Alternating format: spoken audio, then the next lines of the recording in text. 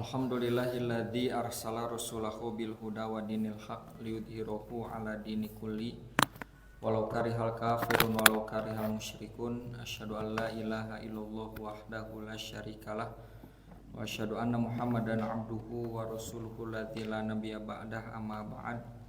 Rabbi shrah li sadri wa yassir li amri wahlul 'uqdatam min lisani yafqahu qawli. Alhamdulillah, puji serta syukur marilah kita panjatkan kepada Zat yang Maha Ghafur. Atas kudroh dan irodahnya lah kita bisa berjumpa kembali melanjutkan kajian fikih kita, yaitu Al-Fiqhul Muyassar fi Dhaw'il Kitabi was Sunnah, yang insyaallah kita akan membahas lanjutan seputar cara-cara menghilangkan najis. Sekarang kita masuk kepada paragraf amma najasatul khinziri. Ya, silakan. Bismillahirrahmanirrahim. Amma najasatul khinziri fasahihu annaha kasairi an-najasati yakfi ghusluha marratan wahidatan tadhabu bi'aini najasati wala yushtaratu ghusluha sab'a marratin. Ya. Amma najasatul khinzir, adapun kenajisan babi, fasohihu, maka yang benar adalah pendapat annaha kasairin najasati, bahwa semua fisik tubuh babi itu najis. Tapi yakfi ghusluha marotan wahidatan, tapi cukup membasuhnya hanya satu kali saja kalau tersentuh, terkena yang namanya babi. Tadhabu bi aini najasati, dan akan menghilangkan najis ain tersebut. Wala yushtaratu ghusluha sab'a marotin, dan tidak disyaratkan membasuhnya, mencucinya dengan 7 kali. Nah, ya. Jadi untuk babi cukup 1 kali saja. Kenapa anjing 7 kali? Ya, ini yang disampaikan oleh Imam Malik. Ya, karena ta'abudi 7 kali, dan salah satunya dengan tanah. Jadi tidak semua dalam agama itu harus dirasionalkan, gitu ya. Ada yang sifatnya ta'abudi, ini ghairul ma'qul. Tapi ghairul ma'qul ini bukan artinya tidak logis, ya. Logika apa logis gitu. Terutama kita bisa menelusuri otentisitas atau keaslian data, ya, dari sumber agama kita. Apa sumber agama kita? Ya, kalau tidak Al-Qur'an, Al-Hadis. Dan kita bisa cek keorisinalannya. Al-Qur'an sepakat, ya, tidak ada sedikit pun perubahan, tidak ada penambahan, tidak ada pengurangan. Dari dulu sampai sekarang kemurniannya terjaga. Hadis walaupun ada yang doib, walaupun ada yang maudhu, kan ada yang sahih. Bahkan bisa kita menilai ini hadis maudhu, hadis sahih, hadis doib, karena itu pelacakan para ulama ahli hadis untuk menjaga otentisitas atau keorisinalan wahyu yang berbentuk hadis.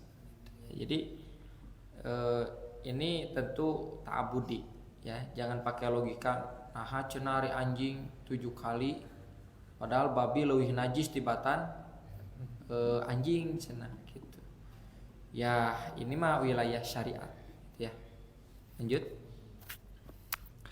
Wa in kanat najasati minal bauli wal ghaiti wa dami wa nahwuha fa innaha tughsalu bil ma'i ma'a al farqi wal asri hatta tadhaba wa tazula wala tadhaba wa tazula wala yabqa laha atharun wa yakfi fi ghusliha marratun wahidatun.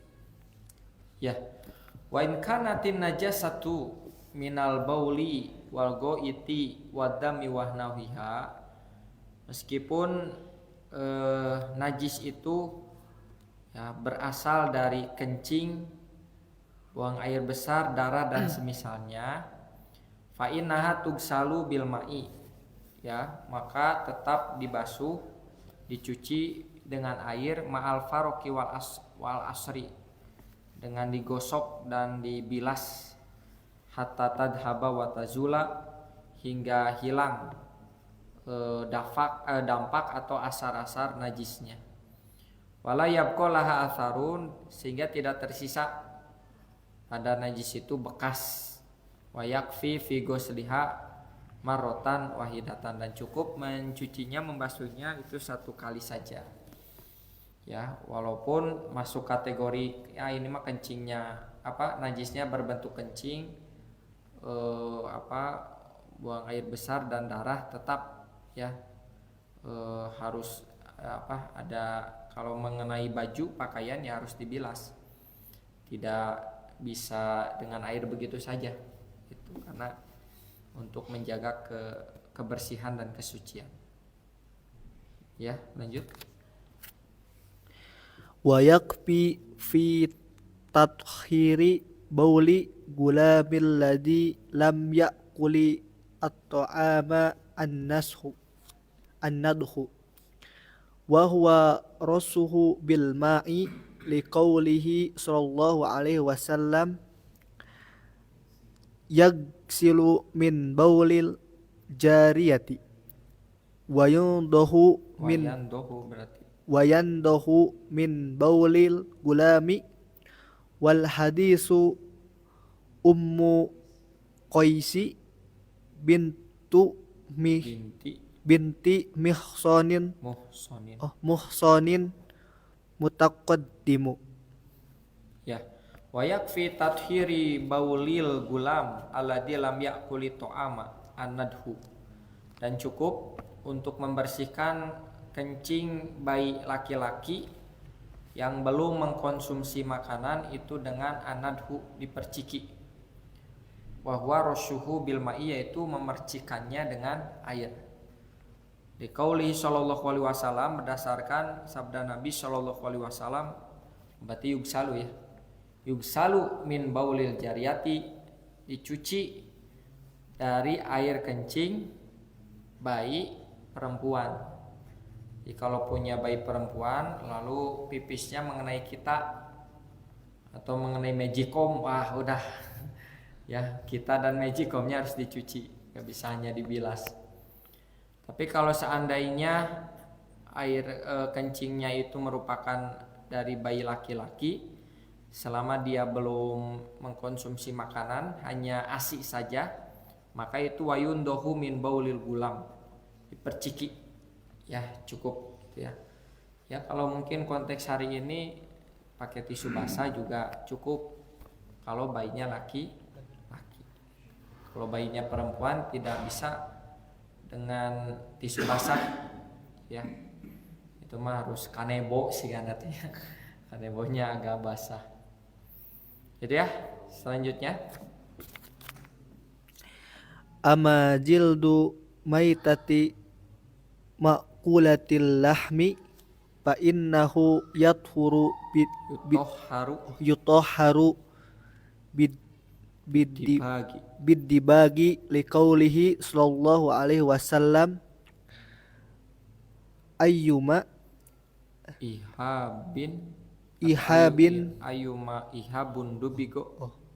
ihabun dubigo faqad toharo. Ya. Adapun kulit bangkai dari yang dikonsumsi dagingnya, berarti domba, sapi yang dikonsumsi dagingnya itu, fa innahu yutoharu bid-dibagi, maka dia itu disucikan atau dijadikan suci dengan cara bid-dibag, disamak. Liqaulihi sallallahu alaihi wasallam, berdasarkan sabda Nabi sallallahu alaihi wasallam, ayyuma ihabin, setiap kulit binatang, dubigo yang disamak faqad tahuro, maka itu akan suci. Dan proses penyamakan itu hari ini kan tidak mudah. Ya, kulit yang kemudian masih ada daging, masih ada darah itu terpisah, baunya jadi hilang dan jadi ya tipis si kulit itunya teh. Itu ya. Ini kalau kalian cek di videonya cara menyamak kulit binatang itu ada. Ya, prosesnya betul-betul bersih dan kemudian bisa dijadikan brand produk pakaian ataupun sepatu, tas dan seterusnya. Ya, terus Wadamul haidi taghsiluhu mar'atu min saubiha bil ma'i summa tadahuhu summa tusalli fi fa'ala muslimi an yahtama bit taharati min najasati fi badanihi wa makanihi wa thawbihi alladhi yusalli fihi li'annaha sar li'annaha sarto lisihati sholati. tah dia bimata aya eta. Wadamul haidi, dan darah haid itu tagsiluhul mar'atu min saubiha bil ma'i. Maka seorang perempuan harus mencucinya dengan air.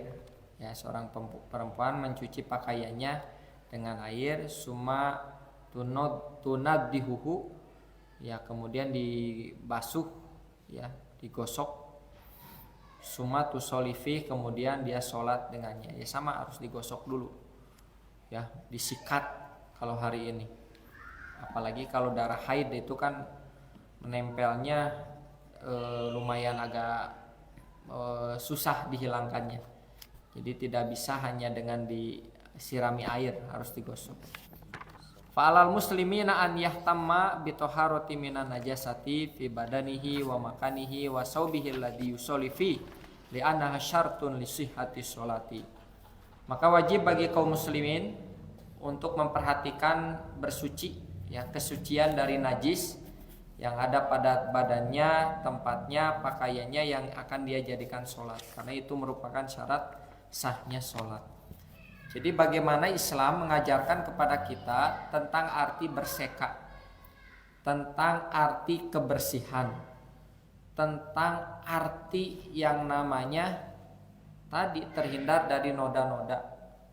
Jadi kalau misalnya kita terapkan konsep ini, maka muslim itu selalu good looking. Karena sholat itu, ibadah itu kan sehari 5 kali. Subuh good looking, kan bersih, wangi. Nanti duhur mau sholat lagi good looking lagi, bersih, wangi. Sore good looking lagi. Maghrib good looking, isya good looking. Bahkan mau tidur pun good looking. Hebatnya kaum muslimin. Jadi kalau ada kaum muslimin the kill of the kucel, itu dari mana ajarannya? Setidaknya kan sehari 5 kali. Kalaupun tidak mandi, ya tadi wudu. Dengan wudu itu ya terjaga kebersihan kita.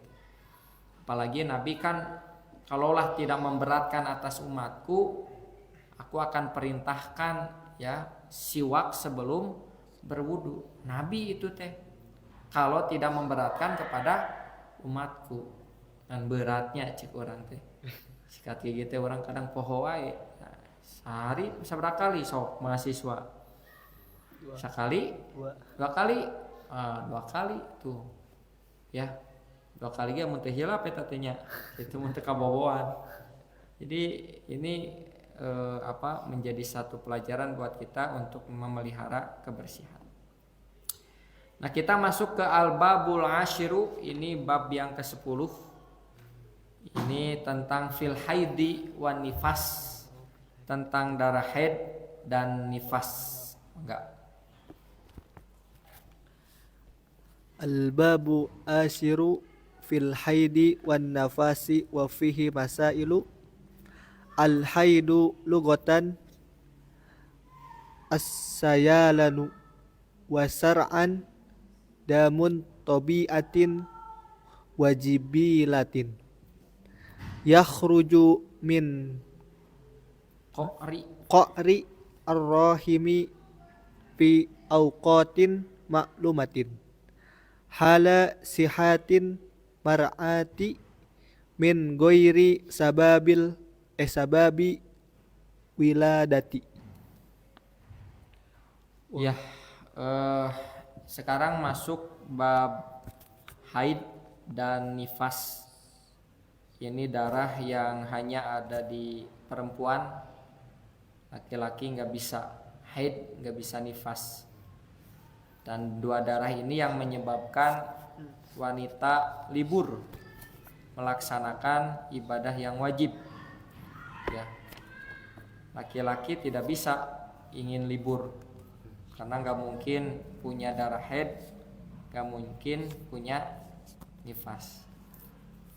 Dan ini juga sebagai ciri gitu ya. Kalau yang mengaku perempuan padahal laki-laki, cek we haid teu, nah, gitu. Atau nanti nifas tidak, sesederhana itu. Jadi ada yang kan sekarang mengaku menjadi wanita ya, jadi padahal laki-laki. Al-haidu haid ya, lugotan menurut bahasa as-sailanu ya, aliran ya, mengalir haid itu. Jadi secara bahasa haid itu mengalir. Wa syar'an secara istilah itu adalah damu tobiatin, darah yang natural, darah yang ya sifatnya tabiat. Wajibilah sama jibilatin itu yang natural, darah yang ya identik dengan kewanitaan. Yakhruju min qa'ri rohmi, yang keluar dari dinding rahim.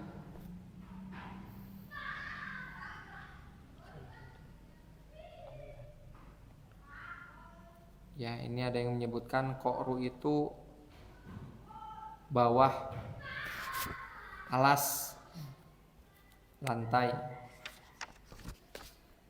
Ya, jadi di area rahim lah. Fi auqatin ma'lumatin, yang terjadi pada waktu-waktu tertentu. Halasihatil mar'ati, yang menunjukkan kesehatan wanita. Jadi siklus haid itu menunjukkan kesehatan wanita. Kalau haidnya tidak lancar siklusnya, berarti ada problem. Begitu. Itu kan makanya kata Nabi, kalau masa haidmu sudah habis tiba-tiba keluar darah, nah berarti ada yang bermasalah. Ya, itu yang kemudian nanti disebut istihadah. Atau juga ada yang tidak lancar, ketika dicek ke dokter ya bermasalah. Jadi haid itu merupakan siklus ya, darah kotor untuk membersihkan rahim secara berkala. Jadi sehat ya seorang wanita itu. Min goiri sababi wiladatin, yang bukan penyebabnya itu kelahiran. Nah, kalau kelahiran bukan haid itu. Jadi darah haid itu penyebabnya bukan kelahiran, tapi penyebabnya ya keluarnya dari dinding rahim atau dari area rahim ya, saya kurang begitu paham di dunia medis. Yang jelas itu menjadi sebagai siklus untuk kesehatan seorang wanita. Ya, lanjut. Wan napasu damun Nafas ma'iyah wan nifas damun yakhruju min mar'ati inda wiladati. Ya. Nifas adalah damun, darah, yakhruju, yang keluar, minal mar'ati, dari wanita, indal wiladah, ketika saat melahirkan. Nanti ada pertanyaan, bagaimana kalau keluar darah tapi belum lahir, masih proses mules ya, masih proses kontraksi. Nah, tapi keluar tuh darah. Apakah bagi wanita berhenti sholatnya atau tetap dilanjutkan sholatnya? Halo, macam pengalamannya iya banyak. Ya nanti kita bekali ya sebelum punya istri. Kalau istri hamil lalu kemudian injury time, kata dokter, oh ini tinggal nunggu mules, tinggal menunggu pembukaan selanjutnya berikutnya, tiba-tiba ada darah sedikit gitu ya, tapi belum lahir bayinya. Apakah saat itu seorang istri masih wajib sholat atau tidak? Jawabannya soknya tebak bias benar ge. Jawabannya adalah tetap sholat karena belum melahirkan. lahir. Dari definisi ini darah yang keluar disebabkan wiladah, lahir.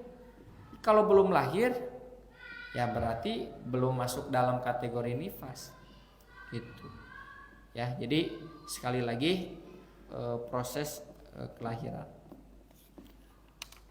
lahirnya bagaimana? Bebas, mau yang normal ataupun mau yang sesar, mau yang prematur ataupun mau yang tidak prematur. Yang jelas lahir bayinya keluar.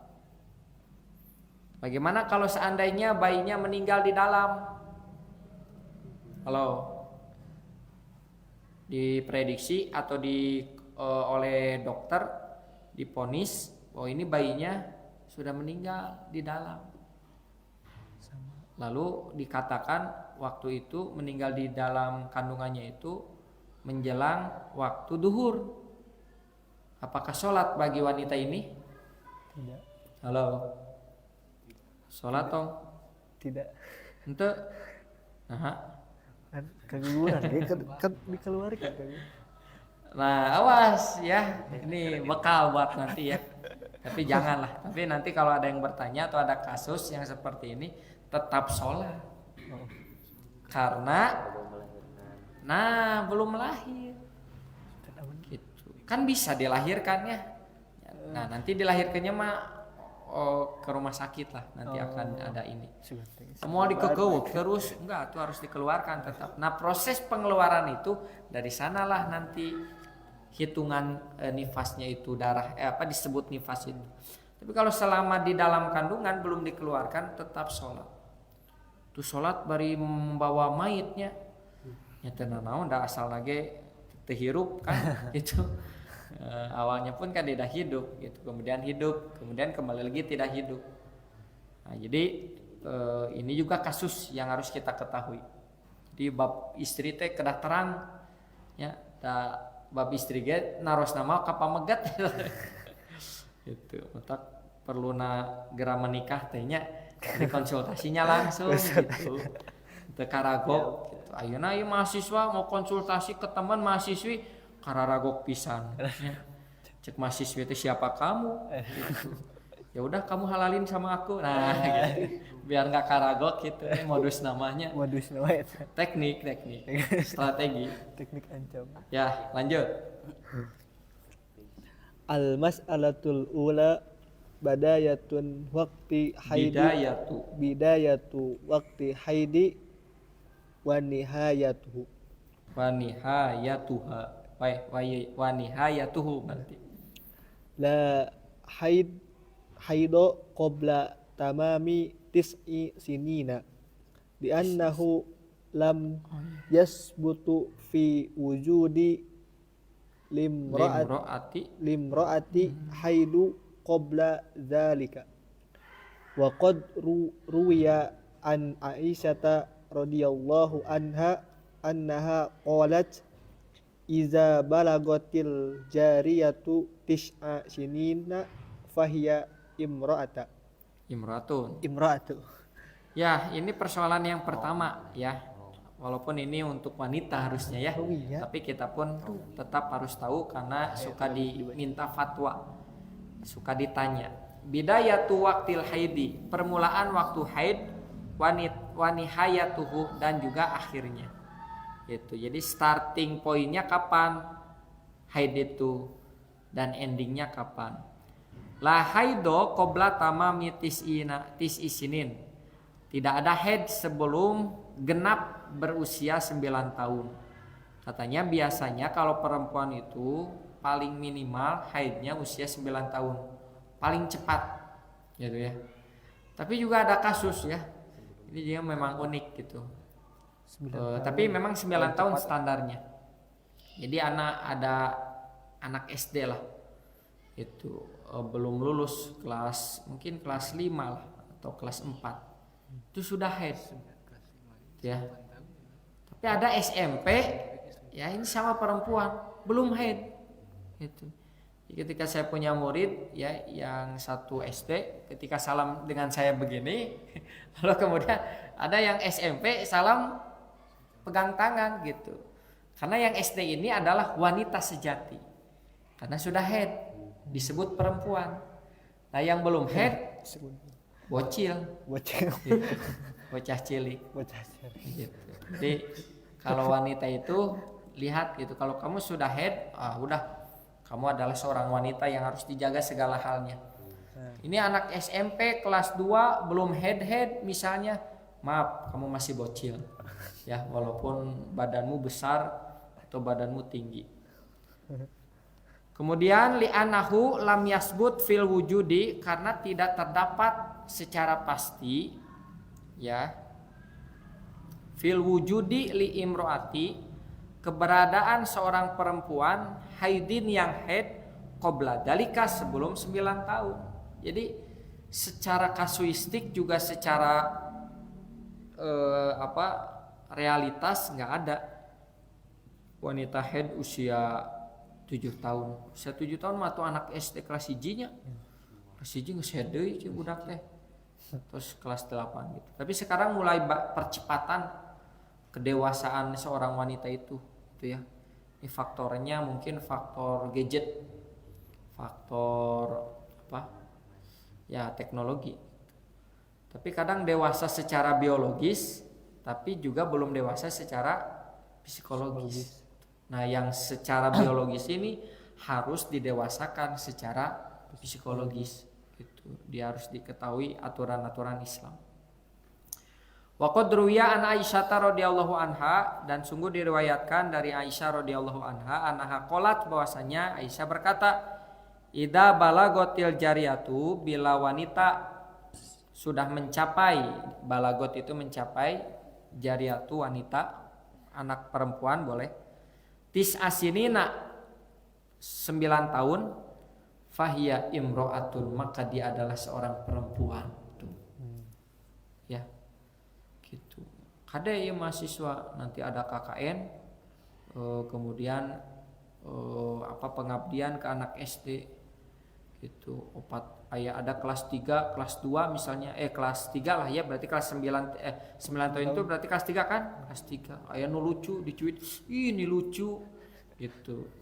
Maaf Kak, saya sudah head. Nggak boleh itu. Tanya dulu nanti ya. Itu saya suka tanya. Saya ngajar, jangankan ngajar di sanawiyah di tingkat SMP, saya ngajar di madrasah saja. Yang anak-anaknya SD saya tanya gitu ya, atau saya umumkan. Ini yang sudah datang bulan, tolong ya nanti salam ke para asatidnya. Gini, jangan bersentuhan. Tapi kalau yang belum bersentuhan, itu teh ngajar-ngajar salalam. Tahun salam sentuh berarti bocil. Yang begini, ini wanita sejati. Ya, gak boleh sembarangan. Abang lucunya, dicubit pipinya. Kesempatan. Dosa ta eta. Ya, lanjutnya. Wala haidha ba'da khamsina sanatan fi ghalibi ala sahihi, wa qad ruwiya an Aisyata radhiyallahu anha annaha qalat idza balagatil mar'atu khamsina sanatan kharajat min haddil haidi. Ya, ini kalau tadi batas minimal, sekarang berakhirnya haid. Kapan haid itu berhenti? Wala haido, tidak ada haid ba'da khamsina sanatan, setelah usia 50 tahun. Fil ghalibi, biasanya. Jadi sudah monofos ya, ala sahih, berdasarkan pendapat yang benar. Ya, jadi kalau kita istri berapa tahun, masih 30 tahun usianya, bisa tuh masih punya anak. Ya, masih segar. 35 tahun masih, 40 tahun masih, 45 tahun masih. Tapi memang secara medis sekarang itu teh resti cenah. Naon Bu, resti teh resiko tinggi. Aduh, kudu make disingkat wae. Resiko tinggi. Gitu. Ya waktu istri saya hamil usia 30 ke atas ya 33. Itu kata bidan resti cenah, resiko tinggi. Walau alam maksudnya gimana? Jadi memang secara fisik sekarang tidak memungkinkan katanya, entah bagaimana lah. Tapi juga banyak ya yang usianya udah 40 tahun masih kuat gitu. Bukan nyingsieunan duka kumaha. Itu ya, duka peda program KBTA 2 anak cukup. 2 anak cukup. Ya. Padahal teh cukup 2 anak tehnya. Mun 2 istri cukup ya. Luwih cukup. Mumpung taya ahwat. Kalau ada ahwat saya nggak bilang begini. Kalau total. Oh direkam, bisa diedit di sini. Dipotong. Bisa diedit. Ya, itu ya. Jadi batas maksimalnya itu 50 tahun. Nah, ini waqadruya, dan sungguh diriwayatkan an Aisyata, dari Aisyah radhiyallahu anha, semoga Allah meridhoinya, anha qalat, bahwasanya beliau berkata, idza balagotil mar'atu, bila perempuan sudah mencapai khamsina sanatan, 50 tahun, kharajat min haddil haidi, keluar dari batasan haid-haidnya. Jadi yang usianya udah 50 tahun udah berarti ya bukan lagi mar'ah tapi jadah. Mar'ah perempuan, jadah nenek-nenek gitu ya. Jadi ya sudah inilah, sudah nenek. Tapi kalau laki-laki nggak ada batas ini ya nya. Laki-laki itu nggak ada batasnya, gitu. Unlimited. Jadi awas gitu ya. Jadi tetap kakek-kakek itu unlimited. Gitu. Walaupun sudah lemah, walaupun sudah rempong, ya tetap gitu. Tidak ada batas seperti wanita. Itu ya, barangkali ini masalah tusannya barangkali nanti karena takut nanggung gitu. Walaupun singkat. Ya, ini saya baca saja. Al-mas'alatu saniyatu, persoalan yang kedua, aqallu muddatil haid wa aktsaruha, paling minimal lama haid dan paling lama haid. As-sahihu, yang benar, anahu la hadda li akliha, tidak ada batas paling minimal, wala li aktarihi, dan juga tidak ada batas maksimal katanya. Inama yurja'u fihi ilal adah wal urfi, dan itu dikembalikan kepada kebiasaan, kepada kultur gitu.